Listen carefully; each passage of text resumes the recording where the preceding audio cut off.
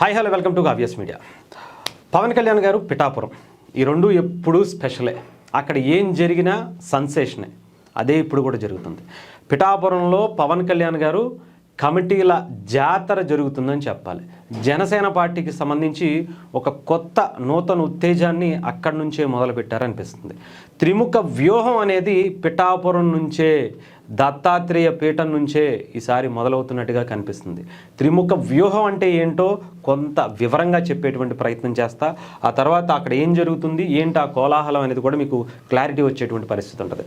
త్రిముఖ వ్యూహం అంటే పవన్ కళ్యాణ్ గారు ఆయన ఇచ్చినటువంటి ఇన్స్ట్రక్షన్స్ ఏంటంటే అది ప్రతి నియోజకవర్గంలో కూడా అమలు చేయాలి, బట్ పిఠాపురం నుంచే అది మొదలవ్వాలనేటువంటి సంకల్పంతో ఆయన మొదలుపెట్టారు. దానికి సంబంధించి ఏంటంటే ఒక 5గురు టీము పిఠాపురంలో ఉంటారు. ఆ 5గురు కూడా ఒకళ్ళు పవన్ కళ్యాణ్ గారికి డైరెక్ట్గా యాక్సెస్ ఉండేటువంటి వ్యక్తులు, అంటే ఆయన పక్కనే ఉండేటువంటి వ్యక్తులు. అలాగే మిగతా 4 కూడా జిల్లా ఇన్ఛార్జు, జిల్లాకి సంబంధించినటువంటి కొంతమంది పార్టీకి సంబంధించినటువంటి అధ్యక్షులు, అలాగే ఆ నియోజకవర్గానికి సంబంధించినటువంటి వ్యక్తులు ఒక 2. వీళ్ళ 5గురు కలిపి ప్రతి మండలంలో కూడా ఎలాంటి సమస్య ఉన్నా కూడా డైరెక్ట్గా పవన్ కళ్యాణ్ గారికి డైరెక్ట్ యాక్సెస్, కంప్లీట్గా మధ్యలో ఎవరూ లేకుండా ఈ ఇష్యూ ఉంది అని ఒక వాట్సాప్ గ్రూప్ ఏదైనా పెట్టుకోవచ్చు నాకు తెలిసి, లేదా డైరెక్ట్ కాల్ చేసి మాట్లాడేటువంటి వెసులుబాటు ఉండేటువంటి వ్యక్తుల్ని పవన్ కళ్యాణ్ గారే స్వయంగా ఎన్నుకుని గతంలో ఉండేటువంటి ఆ నియోజకవర్గ ఇన్ఛార్జ్, పిఠాపురం నియోజకవర్గ ఇన్ఛార్జ్ బాధ్యతల నుంచి మరెడ్డి శ్రీనివాస్ గారిని తప్పించి కొత్తగా ఎవరిని అపాయింట్ చేయకుండా మొత్తం ఈ 5గురితో కూడినటువంటి ఒక టీం ఏర్పాటు చేసుకుని 4 మండలాలుగా ఒక వ్యక్తి పవన్ కళ్యాణ్ గారి దగ్గర ఉంటారు, అంటే ఎమ్మెల్సీ హరిప్రసాద్ గారు.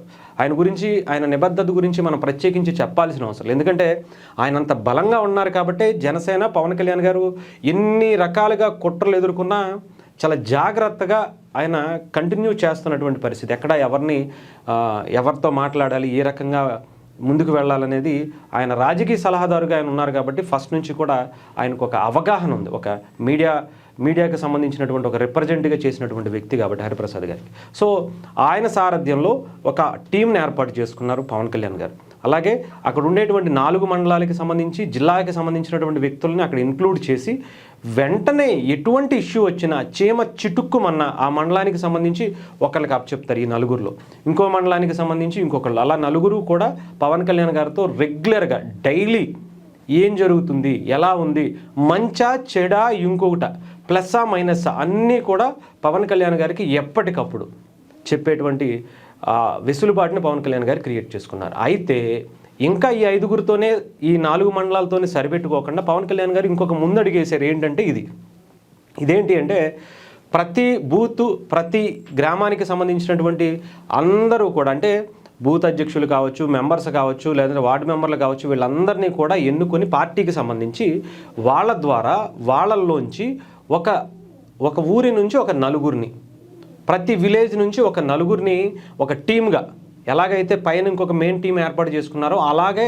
ఒక టీమ్గా ఏర్పాటు చేసుకుని ఆ విలేజ్కి సంబంధించి ఏ ఇష్యూ అన్నా, అంటే విలేజ్కి 4 పక్కల ఉండేటువంటి వ్యక్తులు, వాళ్ళు కూడా మహిళలు కావచ్చు, చిన్నవాళ్ళు కావచ్చు, పెద్దవాళ్ళు కావచ్చు, అందరినీ ఇంక్లూడ్ చేసుకుని, పెద్దవాళ్ళు అయితే కొంచెం అక్కడ ఏం జరుగుతుంది అనేది కొంచెం శాంతంగా ఆలోచించి చెప్పగలిగేటువంటి వ్యక్తులు, మహిళలైతే వాళ్ళ మహిళలకు సంబంధించి ఉన్నటువంటి సమస్యల గురించి చెప్పడానికి, అలాగే యువత, అలాగే అన్నిటికీ సంబంధించి అవగాహన ఉన్నటువంటి వ్యక్తులు, వీళ్ళందరినీ ఇంక్లూడ్ చేసుకుని అక్కడ ఎలాంటి ఇష్యూ ఉన్నా, అటు పార్టీ కార్యక్రమానికి సంబంధించి కావచ్చు, ఏదన్నా ప్రభుత్వానికి సంబంధించినటువంటి పథకాల గురించి కావచ్చు, అభివృద్ధి కార్యక్రమాల గురించి కావచ్చు, దేని మీదైనా సరే సింపుల్గా ఒక డ్రైనేజీ పూడిక తీత తీయలేదు అన్నా కూడా వాళ్ళకి అది తెలిసేలాగా ఒక టీం ఏర్పాటు చేసుకుని వాళ్ళ దగ్గర నుంచి పైన ఉన్నటువంటి ఈ 5గురితో కూడినటువంటి టీం, దాంట్లో తుమ్మలబాబు గారు కాకినాడ జిల్లా అధ్యక్షులుగా ఉన్నారు, ఆయన ఇలా కొంతమంది ఉన్నారు, వాళ్ళతో డైరెక్ట్ యాక్సెస్, అంటే ఒక 2 స్టెప్పుల్లో విషయం పవన్ కళ్యాణ్ గారి వరకు వెళ్ళిపోయేలాగా ఫస్ట్ ఇలాంటి చిన్న చిన్న విలేజెస్లో ఉండేటువంటి ఇష్యూస్ని వెంటనే అటు ఎమ్మెల్సీ హరిప్రసాద్ గారు, అలాగే తుమ్మలబాబు గారు, ఇంకొంతమంది వీళ్ళతో వెంటనే అక్కడికక్కడే చిన్న చిన్న విషయాలన్నీ వాళ్ళే సాల్వ్ చేసి వెంటనే ఆ పలానా ఇష్యూ అక్కడ వార్డులో ఇది జరిగిందంట, అది వెంటనే చూడండి అని చెప్పి అధికారులతో మాట్లాడేటువంటి వెసులుబాటు. ఇంకొంచెం పెద్దదైతే డైరెక్ట్ పవన్ కళ్యాణ్ గారికి ఈ 4గురు టీము, అంటే కింద విలేజ్లో టీము, ఈ పైన 4గురికి టీంకి చెప్తారు, ఆ టైము పవన్ కళ్యాణ్ గారికి చెప్పేటువంటి, అంటే 2 స్టెప్పుల్లో పవన్ కళ్యాణ్ గారి దగ్గరికి విషయం వెళ్ళిపోవాలి.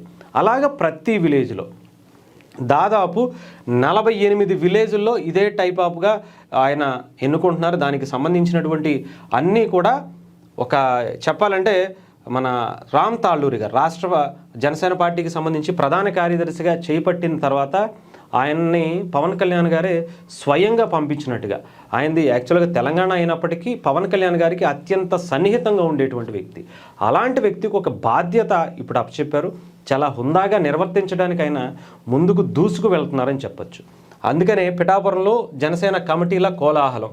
దాదాపు ఉన్నటువంటి 34 వార్డులకి నిన్న ఇచ్చారు 12 బూతులు, 4 గ్రామాలకు సంబంధించినటువంటి కమిటీలు.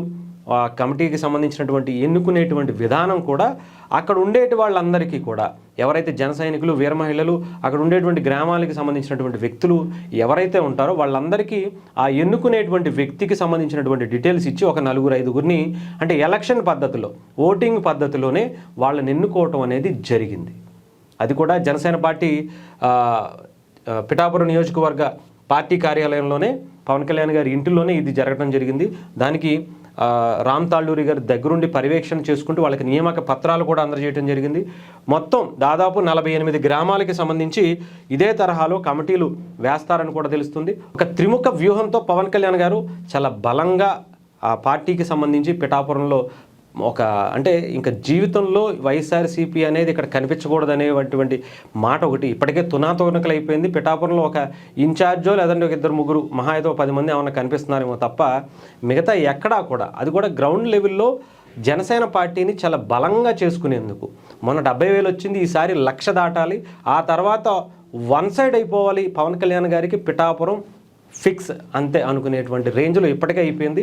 దాన్ని ఇంకా పెంచుకునేలా పవన్ కళ్యాణ్ గారు వేసేటువంటి ప్లాన్లో భాగంగా, అది కూడా వాళ్ళని ఏదో మభ్యపెట్టో, భయపెట్టో, ప్రలోభ పెట్టో కాకుండా వాళ్ళ మనసులు గెలుచుకోవటానికి ఆయన పనితీరునే ఆయన అస్త్రంగా ఉపయోగిస్తున్నటువంటి వ్యక్తి.